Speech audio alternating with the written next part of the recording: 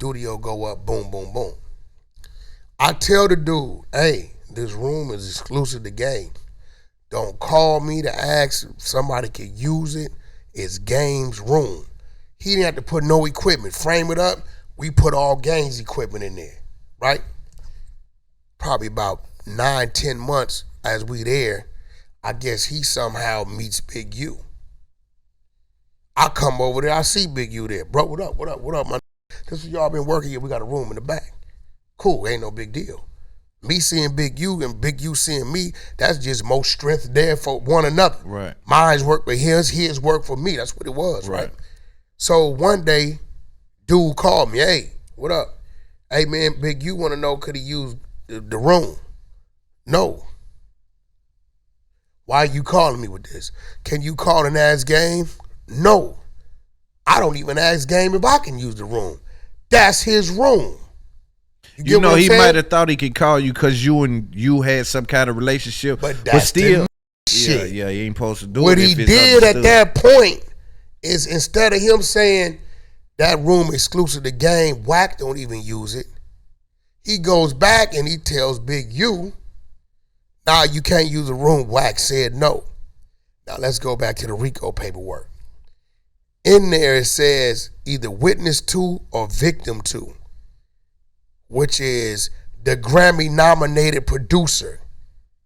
It says, Big U says, I want to break whoop-de-whoop jaw for getting me and Wack into it.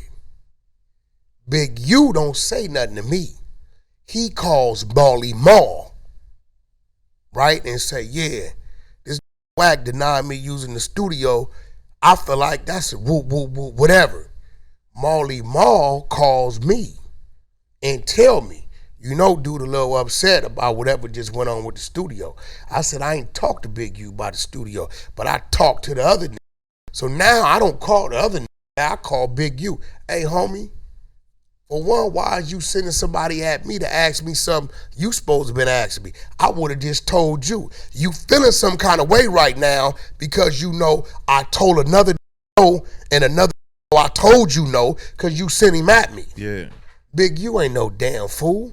How else would I know he feeling some kind of way? He know Molly Mall told me. So in the RICO, when you read it, that's what we talking about. Yeah. So that's kind of where the friction started. So now let's go to phase 2. So before you go there, after that, was it any issue with you and him? Did y'all go back to kicking it? Is it cool? No, because you got to remember, I don't kick it with no. Right. Y'all do business. All my comrades, we are holler on the phone. Yeah. It ain't a man unless we on tour that'll tell you they done been with Wack 2-3 days in a row. Me either. Yeah. Ain't gonna happen. Facts. So when I tell somebody I ran with a nigga 15, 16 years, that's just, we was cordial, we did business. He had access to me, I had access to him. Get what I'm saying? So, but you also said I've been to his house. I can walk in his front yard. Been to my house too. So that mean that's a little deeper. No, than just, because guess what? It's some niggas that go to the house every day. Big U had a crew that every morning they was at his house. Yeah, them niggas lifting weights in the backyard. Yeah. Wack ain't part of that crew. Right. But if Big U needed to get somewhere, he knew the code to the gate. If I needed to get somewhere, I knew how to get to his crib. We was definitely cool like that. Families knew each other. Kids called each other aunt. Definitely cool like that. Right. Even when the beef was going on, it was still, I saved his son. Nigga was finna kill his son in the studio. I did what I was supposed to do to disarm the individual. Nephew, what you want to do? I want to whoop him. Whooped him, put his son in my car, and took him home. While the beef was going on. While the beef is full-fledged on fire. Right? This is real. But on the flip side, it's BET weekend. My baby mom and my daughter go to the celebrity basketball game. It's at Crenshaw High. People sending me pictures. Wack, what's up? I look at the pictures. It's my baby mom and my daughter. Guess who 2 feet behind them? Big U. Man, you don't think it's a problem? No, he just making sure they straight. I didn't have an inkling in my mind That's right. Y'all nigga playing. That's no, but this what it was. But so now let's go to phase 2. Me and Stunner start doing business. I kick off Cash Money West. He had a group called OSB on some bullshit. Yeah. I really like the 2 youngsters. They're really cool dudes, both of them. Right? So you gotta remember, man, in the hearts of men, and I learned this the hard way. And I don't know if you've been in this.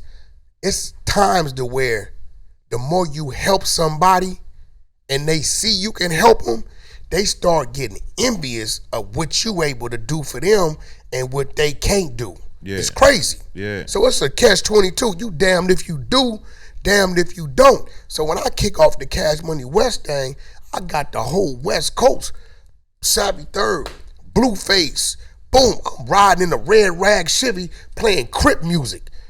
Is mad. I want the internet on fire because if you talking about Wack playing the Crip music, what Crip music? Saviii Third, Blueface. I'm marketing. Right. I know what I'm doing. It's business with me, right? Yeah. So now it boom. Big U has always wanted to have a position in music as being that guy, right? He wasn't around for Corrupt. That was Keita Rock and S-Mac them era. They did all that. Yeah. When that was what that was, right? Yeah. So now in his head, he felt like he's supposed to be the man. He want a piece of it. He want to be the one. Yeah.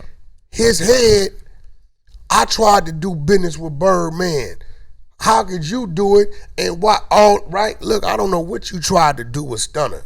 Whatever relationship you got with Stunner, you got a relationship with QCP. I got a relationship with QCP. Yeah. Right? It's obviously his respect on both sides. Facts. But what he's done for you and what he's done for me that's just what he did. Right. It don't cross. Right. I'm not finna go to P talking about, hey man, what the hell you do for Wack? And vice versa, right? Yeah. So then that added to the little argument about the studio. But the argument amongst brothers was just that. It was arguing amongst brothers. I'm sitting back. So he came to you about your business with Birdman. What he did is he called one of the homies and said, the and everybody else, why he ain't reached down here and signed my group. Right? So now you got to remember, I get flack. All he want to do is business with the Crips. Listen, brother, I'm not a gang banger. I ain't been a gang banger for 25 years. I'm from where I'm from. I don't wake up hating a Negro because of a color. I've been outgrew that. Right. So if I'm looking at the analytics and I'm looking at what's going on, and when I go say, okay, this person right here is the one I think I can grow, right? If this person is a midget, a homosexual, a transgender, a Crip, a blood, whatever he may be, that's the person based upon the business I want to do business with. At the time, Blueface and Saviii Third is outrunning everybody. You got a little Negro running around, jumping on top of his car in front of the high schools and saying, I'm going to be at this high school next Friday. People ditching school. You got crowds of fans. He done built something for himself. He just so happened to be a Crip. I don't care. I'm not finna deny no young man a shot at something if he's deserving of it because he's from somewhere. It ain't gonna happen with me. That ain't what I'm gonna do. Well, you did say you ain't gonna with the Mexicans because they from somewhere. That's cap because I had a Mexican group called Coyote. A certain kind of Sureños. Mexican. Yeah. That's a fact because on this West Coast, I'm an ex-convict, homie. I didn't walk a lot of prison lines. I understand that. You get what I'm saying? And for me to do that puts my people in jeopardy because I know how that works. You take a Sureño, turn him into a Kendrick Lamar, they gonna come talk to you. So Loon, you done took $1 million of your money, invested, rolled the dice, built this dude. Now the dudes pulled up in your office telling you they need a cut. What you gonna tell them? Ain't nothing. Okay, bam. Now watch, remember what you dealing with. So now what they're gonna do out here, A. Holmes ain't his uncle in Folsom? Yeah, they gonna stab his uncle up, and then had an uncle tell his sister, tell him to cooperate with them. Yeah. Now, dude ain't showing up to the sessions. He ain't doing what I need him to do because that's controlling him. I understand that. So but now you didn't feel that about the Crip card though. No, not at all. Because the only ones I dealt with, it's a lot of them I won't deal with. The only Crips I deal with is an individual that's a wolf. That's gonna make his Blueface ain't never one time told me I gotta talk to my homeboys about my business. Yeah. He told me, hey Wack, this my team right here. Learn who they are in case they somewhere I'm not. Respect them like you respect me. I never had to go sit down with his hood. Right. He did his business as a man. Yeah. And then he introduced me to the people that supported him. When I went to a few Damus, you know what they told me? I'ma holler at my homies and see what they think. I never heard nothing back. The first two dudes I went to was RJ, and he had some contractual things going on. I believe RJ would have did the business. And a dude named Rucci from Inglewood. And I went to Rucci because I did time with his daddy, Taco from NHP, right? So when I went to Rucci said he had to check in with his homies. I didn't sign two other after the fact and dropped the hit and still never heard nothing from him. So I'm doing business. The streets